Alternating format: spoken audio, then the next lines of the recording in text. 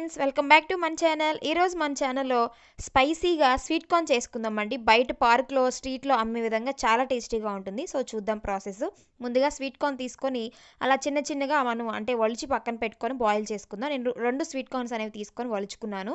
ఇప్పుడు బాయిల్ అవుతూ ఉన్నాయి. ఇంకా 10 మినిట్స్కి బాయిల్ అయిపోయాయండి. చూసారా, ఒక 10 మినిట్స్ సరిపోతుంది. స్వీట్ కార్న్ త్వరగానే బాయిల్ అయిపోతుంది. ఇప్పుడు మనకి ఎలా బాయిల్ అయిందో లేదో చెక్ చేయడానికి చూద్దాం.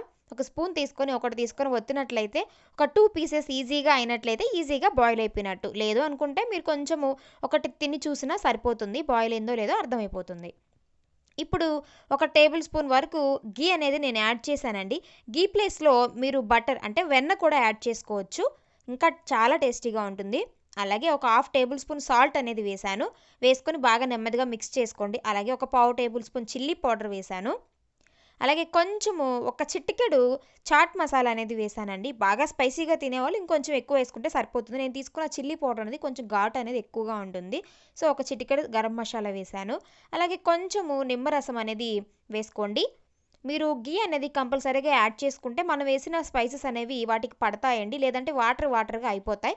సో రెడీ అయిపోయిందండి. స్పైసీగా ఉండే స్వీట్ కార్న్ తయారైపోయింది. సో ఇంట్లో మీరు ట్రై చేసి నాకు కామెంట్లో షేర్ చేయండి. అలాగే మన ఛానల్ని తప్పకుండా సబ్స్క్రైబ్ చేసుకోండి. Thanks for watching.